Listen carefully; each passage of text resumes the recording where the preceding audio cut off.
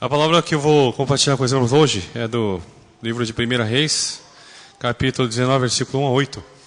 O título da mensagem é O Consolo à Sombra de um Zimbro.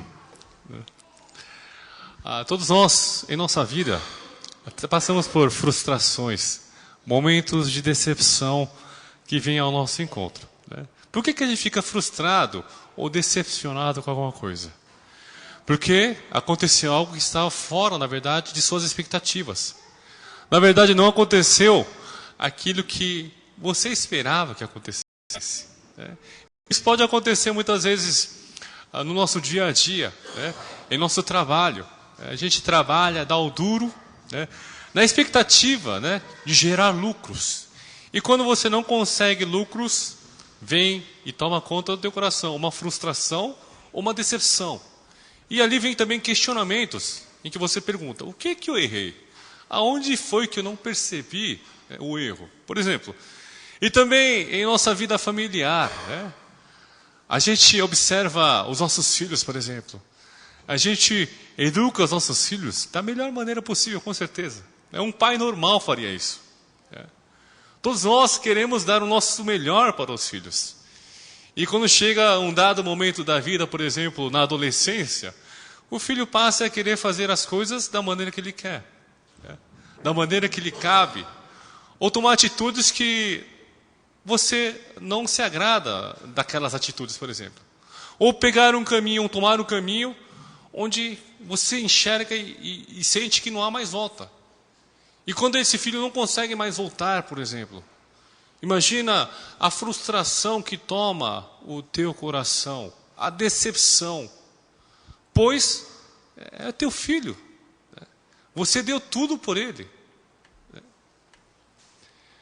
Nós temos em nossa vida espiritual também momentos de decepção. Podem acontecer conosco, não apenas no nosso dia a dia, mas também dentro da igreja, dentro de um relacionamento cristão. Também há decepções, irmãos. Nós pensamos que o fato de nós estarmos dentro da igreja, todo relacionamento que nós fazemos aqui é no amor. Não, irmãos. Aí que nós nos enganamos. Nem todo relacionamento que você estabelece dentro da igreja é cristão. Nem todo relacionamento que você tem com o teu irmão, por exemplo, é de amor em Cristo. Por quê? Pode haver ali dentro outros tipos de interesses, outros tipos de valores ligados a essa ligação, a esse relacionamento. E, infelizmente, isso acontece conosco. Acredito que talvez algum dos irmãos já passou por isso. E como é frustrante, irmãos, quando essa frustração toma conta de nós. E quando essa decepção vem ao nosso encontro. Vocês alguma vez na sua vida já decepcionaram alguém, por exemplo? Não é difícil o sentimento de ter percebido, puxa, eu decepcionei, por exemplo, a minha mãe. Quem é que todo filho já decepcionou a mãe, Acho que são raros os filhos que eu vi que nunca decepcionaram a mãe. Todos nós, com filhos que estamos aqui, já decepcionamos o nosso pai ou a nossa mãe. A palavra de hoje fala sobre Elias. Elias é um personagem que eu gosto bastante da Bíblia, porque, veja, ele é um homem corajoso demais. Até no Happy Family os irmãos viram uma citação de um texto que se refere a Elias. Quando ele, no Monte Carmelo, ele enfrenta 400 profetas de Baal, 450 profetas do poste ídolo. Imagina, irmãos. Eram 900 pessoas que estavam contra um simples homem, um homem chamado Elias. Os irmãos devem se lembrar do texto. O combinado era o seguinte, que se eles buscassem a Baal e aquela oferta que estivesse ali fosse queimada, ali apareceria o significado do verdadeiro Deus. Ali demonstraria quem é o verdadeiro Deus. E o texto que segue anteriormente a esse demonstra, no Monte Carmelo, Os 450 profetas de Baal, buscando a Baal, né? Pedindo, Baal, né? Queima essa oferta que nós entregamos a ti. Né? Eu imagino quantas coisas deve ter feito ali. E viu-se que nada acontecia. Tanto que Elias chega a caçoar deles. Né? Será que Baal não está dormindo? Grita mais alto. Vai que vocês conseguem acordá-lo. Mas o texto em seguida, observa-se que eles param e depois o Elias, né? Ele começa a buscar a Deus. E quando ele começa a buscar a Deus, acontece o quê? Todo o sacrifício é queimado e consumido ali. Ali nesse momento, irmãos, a gente observa, imagina a alegria de Elias. Imagina, né? Eu acredito que a tia Érica, ela deu o nome do filho de Elias, né? Nossa, era um grande homem, poxa. Homem que é capaz de lutar contra 900, irmãos. Quantos de nós teríamos a capacidade, a coragem de enfrentar 900 pessoas? Ele foi de frente com 900 pessoas. Por quê? Ele acreditava que Deus estaria ali ao lado dele. E viu-se que toda aquela situação, né, foi tomada de vitória para as mãos de Elias. Para as mãos de Deus. Imagina a alegria que tomava conta do coração de Elias. Eu fico imaginando o momento de êxtase, sabe? Aquele momento em que aquilo tudo era consumido, os profetas de Baal olhando para o sacrifício sendo queimado, totalmente consumido, e as pessoas que estavam à volta olhando aquela situação. Imagina o gostinho de vitória que ele experimentou. A alegria que ele deve ter sentido. Mas o texto de hoje mostra uma situação diferente, né? Depois desse fato, ele vai para o rei Acabe, né? E diz, rei Acabe, se prepara que lá vem chuva. Agora vai para o teu reino. E logo em seguida acontece esse fato de hoje. Versículo 19, capítulo 19, versículo 1 diz assim: Acabe fez saber a Jezabel tudo quanto Elias havia feito e como matara todos os profetas à espada. A gente imagina assim que, quando eu imagino assim o Elias, poxa, Elias deve ter pensado, olha, eu enfrentei os 900 profetas de Baal, eu ganhei deles, né? Eu provei que o meu Deus é o Deus verdadeiro, e ainda mais fui avisar para o Acabe, olha, lá vem chuva, e veio a chuva. Então a expectativa que provavelmente, Elias tinha, era que esse rei Acabe fosse chegar para sua esposa e dizer, Jezabel, eu estou vendo que o Deus que a gente serve não é o Deus verdadeiro. O Deus que Elias serve, esse é o Deus verdadeiro, porque eu vi com meus próprios olhos. Os profetas de Baal não conseguiram fazer nada, enquanto que o profeta Elias, ele fez com que tudo aquilo fosse consumido, e vi o poder de Deus. E tanto que ele disse que haveria chuva, e choveu, olha. Então a gente tem que se converter, tem que mudar, a gente tem que seguir o caminho do Senhor, desse Deus de Elias. Não seria essa uma expectativa que você teria, irmão? Não seria uma expectativa comum que todos nós teríamos? Eu imaginaria assim, poxa, como Jesus Cristo disse na cruz, está consumado. Com certeza Elias pensou, está consumado, Senhor. Mas não estava consumado, irmãos. Veja que interessante. Versículo 1 mostra o rei Acabe. Acho que esse rei, usando um termo popular, era muito bundão. Bundão, né? Por quê? Ele tinha que falar tudo para a mulher dele. Ele falava, Jezabel, olha o que aconteceu. Mataram todos os profetas de Baal. Veja, olha quem toma a atitude. Versículo 2 assim: Então Jezabel mandou um mensageiro a Elias, a dizer-lhe, façam-me os deuses como lhes aprouver, se amanhã a essa hora não fizer eu a tua vida como fizeste a cada um deles. Veja a reação da Jezabel. Ela toma uma atitude dizendo, vou matar você amanhã. Se você estiver vivo aqui, eu não me chamo Jezabel, por exemplo. E qual seria a reação que você teria nessa situação? Um homem, Elias, homem de fé, capaz de enfrentar 900 pessoas. E uma mulher dizendo, amanhã eu vou te matar. Qual a expectativa que você teria, irmãos? 900 pessoas queriam acabar com Elias. E não conseguiu acabar com Elias. Todos eles morreram. Aí chega um momento em que uma mulher, né, não estou querendo menosprezar a mulher, tá? Desculpa, irmãs, né? Não compreenda dessa maneira. Né? Mas um homem capaz de enfrentar 900, né? Ele, a uma ameaça da mulher, ele foge. Veja o versículo 3. Temendo, veja. Interessante, como pode Elias temer?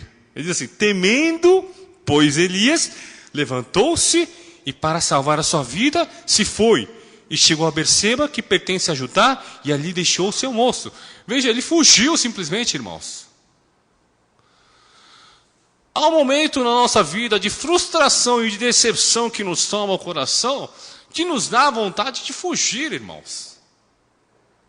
Não tem um momento na tua vida que chega, poxa, eu queria fugir desse momento, eu quero sumir desse momento aqui. Não há momentos assim na tua vida, irmãos. Dá vontade de largar, de jogar tudo para o ar. Né? E ir embora.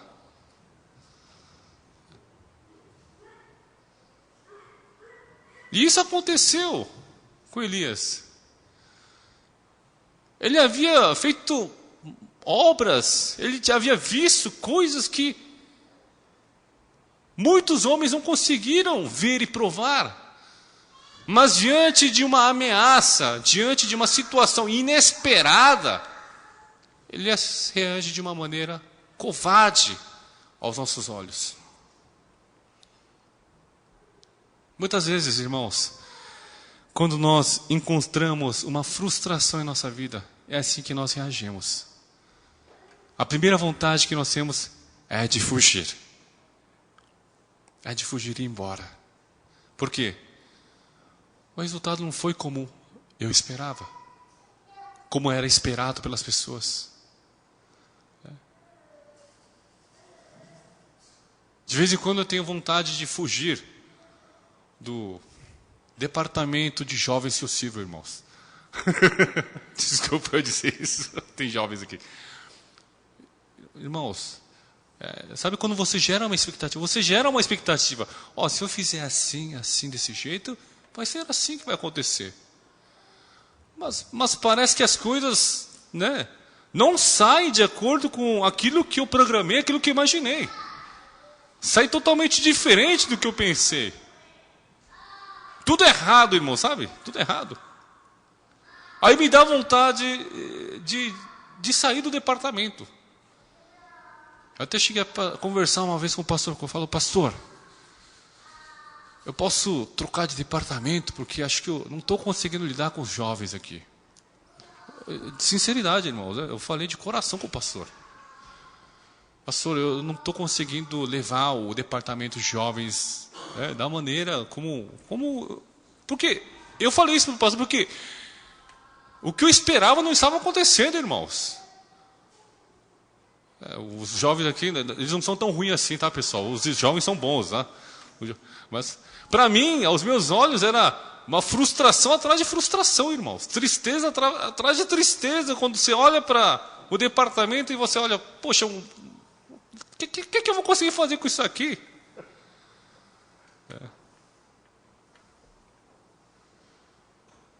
Nós, em muitos casos, no ministério, dentro da igreja, nós também temos essa reação. Não, acho que não é só eu, irmãos. Eu imagino muitos irmãos que estão servindo a igreja do Senhor. Poxa, quando preparam um almoço, por exemplo. Quando o almoço é bom, né? As pessoas começam a vir elogiar. Nossa, irmã, almoço... Tem gente que é falsa, mesmo assim elogia, né? Mas tem gente que vem, nossa, irmã, como o almoço foi bom, como gostoso. E quando num dia você faz almoço e o almoço não sai tão bem, e você não vê as pessoas te elogiarem, você não fica frustrado? Poxa, não deu certo hoje. Nossa, fiquei frustrado com o meu, né?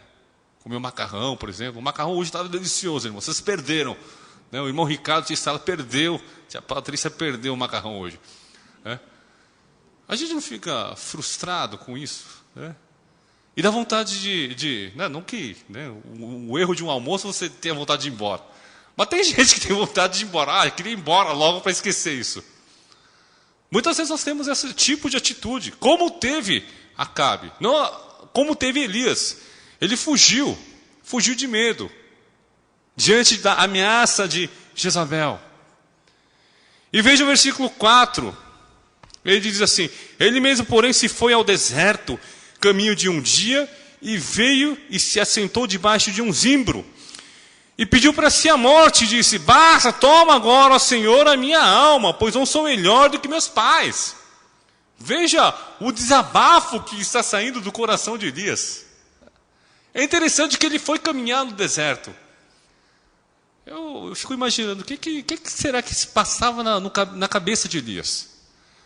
Acredito em muitas coisas. Poxa, por que isso aconteceu? Ele ficou refletindo, pensando. Ele não encontrava solução, irmãos. Não encontrava resposta. A pior coisa é quando a gente erra alguma coisa, quando algo dá errado e a gente não sabe a resposta. Por que aconteceu isso? Por que eu eduquei os meus filhos tão bem? Por que meu filho reagiu dessa maneira? Por que ele caiu nesse caminho? Não dá uma frustração? Eu dei de bom e do melhor. Por que eles estão assim? Com certeza ele ficou refletindo nesse tempo. Ele deixou seu moço, né, o moço que acompanhava ele, falou: deixa eu pensar um pouco na vida. Deixa eu pensar na minha situação. Ele foi andar no deserto. Ele assenta debaixo de um zimbro. É uma árvore, né? E ele diz: basta, toma agora, Senhor, a minha alma. Eu quero morrer, ele estava dizendo, irmãos. Eu quero morrer, Senhor. É interessante, né? Ele estava com um sentimento, ele diz: eu quero morrer, mas ele vai lá para sentar à sombra de uma árvore. É interessante. Por quê? Porque se ele quer morrer, para que ele vai sentar então? Se diz: quero morrer. Mas ele vai lá e senta debaixo de uma sombra para dizer essas palavras. Eu imagino, né, a tamanha dor que ele sentiu no coração. Eu estive pesquisando os países mais felizes do mundo, né? Irmãos, né, dados de 2016 de acordo com Forbes, tá? Os países mais felizes do mundo, tá? Dinamarca é o país mais feliz do mundo, irmãos. Dinamarca. Na verdade, há 8, 10 anos atrás, eu tinha visto a mesma pesquisa. E dentre os países mais felizes do mundo, entrava um país chamado Somália. Somália. E fiquei assim: Somália? País miserável, difícil, o pessoal passando fome, né? Eu lembro que, numa igreja que eu frequentava na minha infância, tinha uma irmã da igreja que ela era bem magra, né? Aí chamavam ela de Miss Somália, né? Fala que ela era desnutrida, chamava de Miss, né? Miss Somália, né? Mas o resultado em que eu encontrei, eu pensei que ia encontrar Somália novamente, mas não encontrei, irmãos. Dinamarca, Noruega, Suíça, Holanda, Suécia, Canadá, Finlândia, Áustria, Islândia, Austrália. Esses são os países mais felizes do mundo. Em contrapartida, a gente não encontra alguns países que nós achamos que vivem bem, né? Por exemplo, Estados Unidos. Né? A gente não encontra aqui o Reino Unido, por exemplo. A gente não encontra aqui uma França, né? Itália, por exemplo. Países que nós achamos que está tudo bem, tudo ótimo ali. E o contrário, os países mais infelizes do mundo. Eu pesquisei os países que têm maior índice de suicídio. Né? Os países que têm maior índice de suicídio. Né? E em terceiro lugar está a Coreia do Sul. A Coreia do Sul está em terceiro lugar. Né? E em segundo lugar está a Coreia do Norte. A Coreia é um país depressivo. Se for pelos resultados aqui, é um país muito depressivo, né? Por que estou falando, irmãos? Imagina, por exemplo, um país como a Coreia. Hoje é considerado um país de primeiro mundo. Por que tantas pessoas se matam ali? Por que tantas pessoas, tiram as suas vidas? Claro, tem os problemas sociais, o isolamento, o individualismo excessivo que tem acontecido hoje em dia, o mundo virtual. Tem gerado tudo isso, a falta de relacionamento, comunicação, tudo isso tem gerado. Mas o maior problema está na frustração e na decepção da vida. Da mesma maneira como Elias teve essa frustração, essa decepção, a ponto de dizer, eu quero que o Senhor tire a minha vida. Tira a minha vida, Senhor. Mas veja bem, mas a palavra de hoje nos mostra algo maravilhoso, irmãos. A palavra de hoje nos ensina algo muito forte para a nossa vida espiritual. Pois esse é o primeiro ponto que eu quero compartilhar com os irmãos. O resultado daquilo que você faz está independente do teu esforço ou do teu suor. Sim, a gente fala que suar, o suar gera, um resultado, sim, Mas isso independe. Por quê? De todo o resultado da nossa vida está nas mãos do Senhor.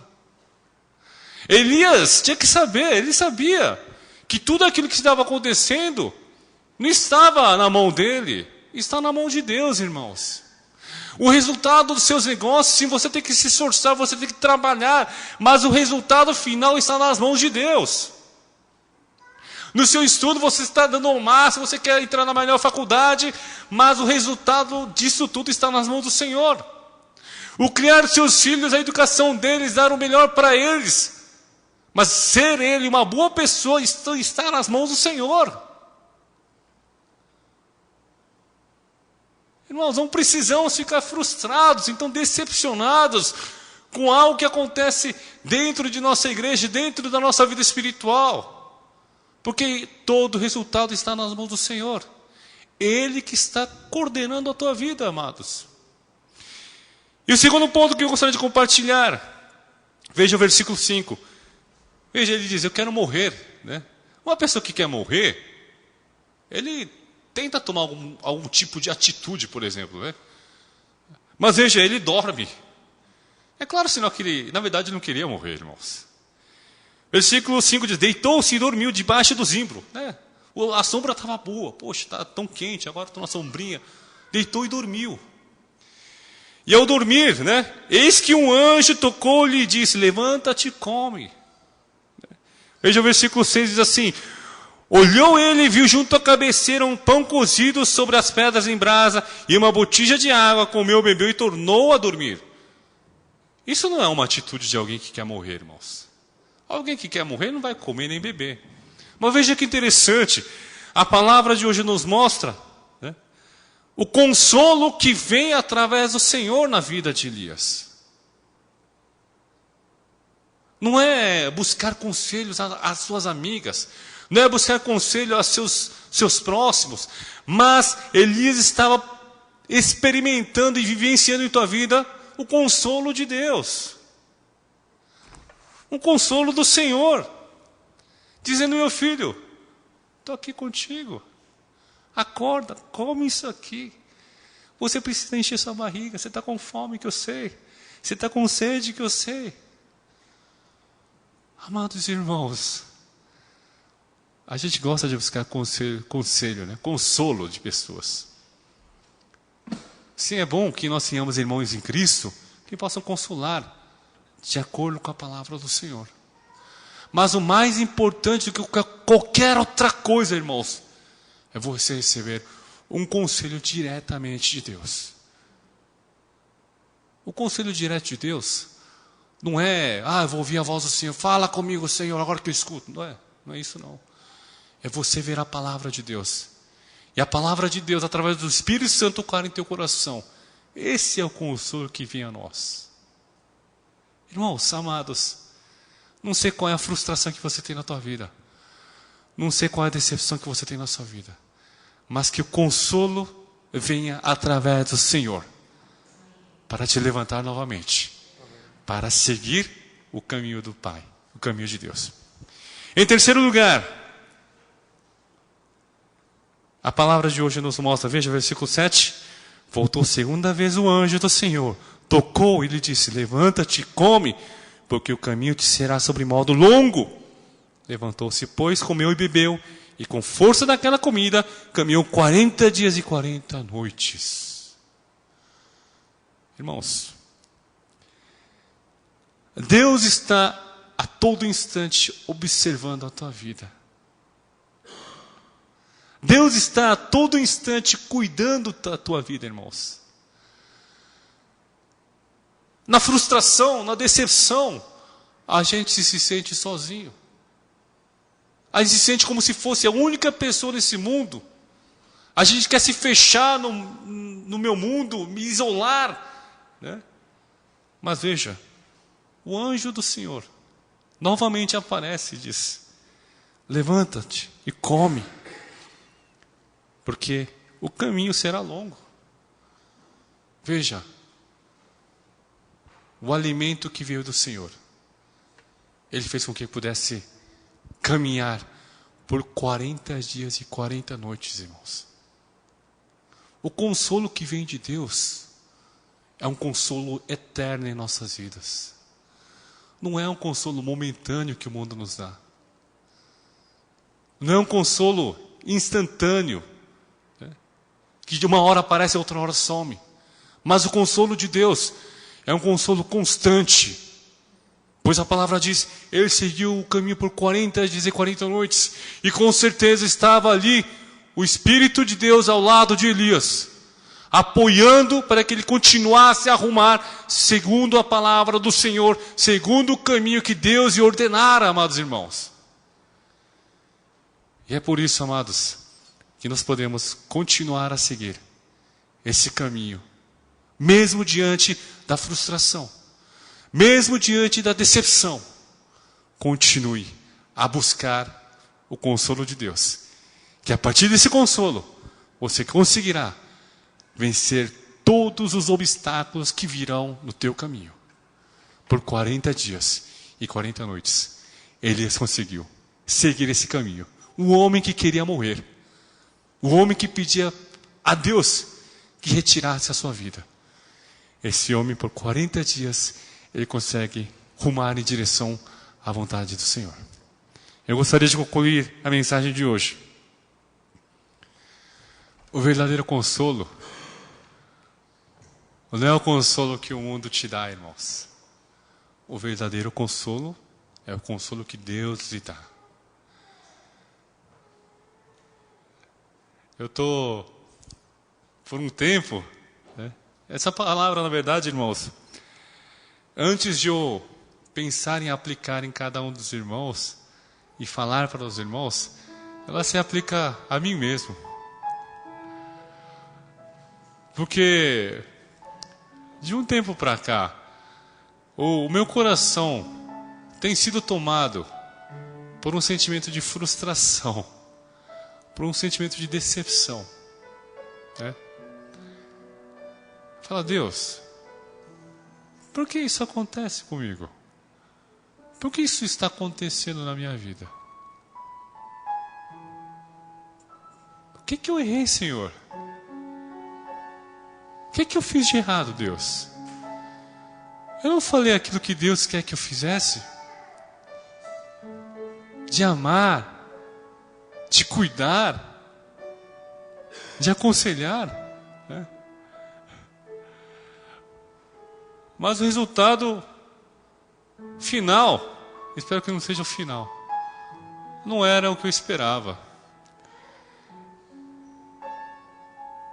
Há dias que minha cabeça fica toda hora tomada, né, com esse pensamento. Poxa, irmãos, eu sou um cara que dorme bem, né?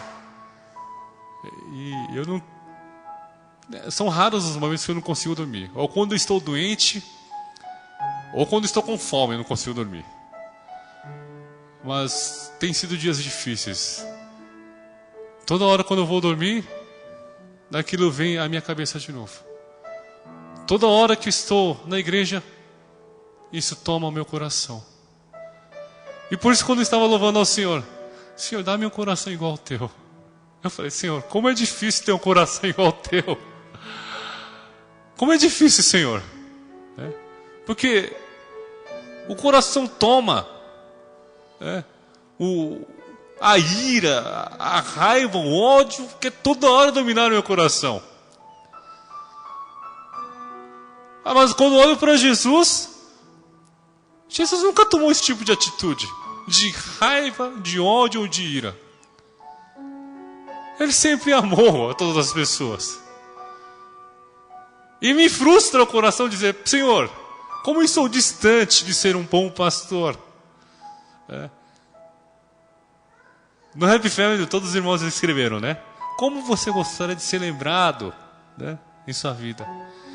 Eu coloquei como bom pai, como um bom marido e como um bom pastor.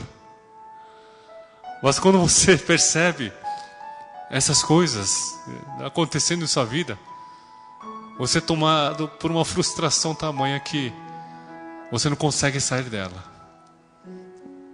Mas a palavra de hoje, novamente, me chama para que eu vá diante do Senhor. Parece que Deus está falando, Samuel, eu estou aqui do seu lado. Eu estou contigo, meu filho. Continua o seu caminho. Continua a me obedecer. Pois tudo aquilo que você está passando não é nada comparado a tudo aquilo que eu passei. Eu estive anos ao lado de Judas, mesmo sabendo que ao final ele me trairia. Pena você não sabia que isso ia acontecer. Amados irmãos da Igreja Água Viva, seja qual for a sua frustração, qual for a decepção da sua vida, saiba que todas as coisas estão na mão de Deus. E que o verdadeiro consolo, o consolo vem do nosso Senhor. E que em nenhum momento, Ele vai te abandonar. Pois Ele está do seu lado, nesse momento, no teu coração nesse momento, dizendo, filho, Ele está aqui. Vem comer e vem beber comigo. E vamos caminhar em direção ao caminho do reino de Deus. Que seja esse o teu coração nessa noite. Que seja essa palavra a tomar conta da tua vida durante mais uma semana. Oremos. Senhor Deus Pai, agradecemos a Ti de todo o coração. Vemos o quanto somos frágeis através das decepções ou das frustrações que vêm a tomar conta de nós, Senhor. Senhor Deus, que não sejamos tomados por essa